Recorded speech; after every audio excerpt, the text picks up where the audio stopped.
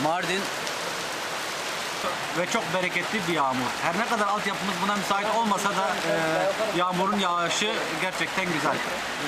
Sıkıntı yaşayan mahalleler, evler olduğunu şu an duyuyoruz. Ama yağmuru görmek, yağmurun bereketinden nasiplenmek hepimiz için çok önemli. Kışın başlangıcında böyle bir yağmurun gelmesi sezonun çok yağışlı ve bereketli geçeceğinin habercisi olsa gerek. Allah bereketini toplumumuzun üzerinden ayırmasın.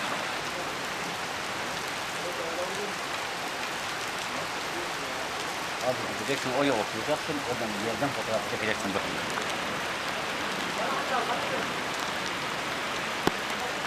Ya buradan kaçılırım ya.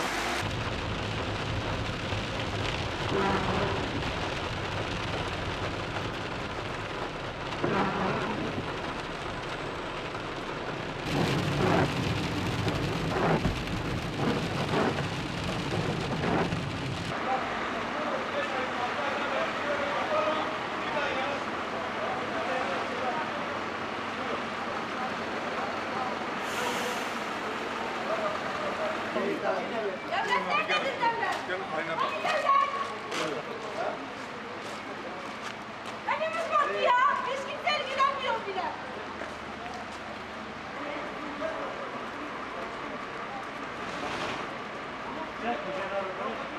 Yok ben bu işte de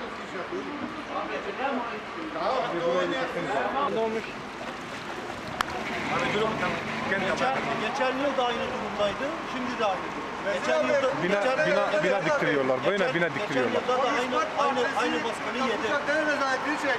Yazı yazdık belediyeye, belediye dedi ki işte şeyi yapacağız. Bu doğalgaz kanalını yapacağız, ondan sonra düzenleyeceğiz. Mobilyanın sahibi orada. Mobilyanın sahibi orada. Dükkanın içini çekeceksiniz abi. Ve ben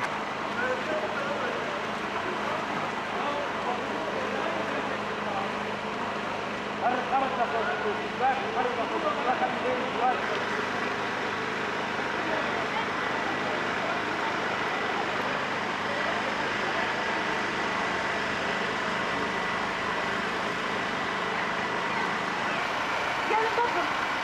İsminiz neydi abla? Benim adım Azize Molla.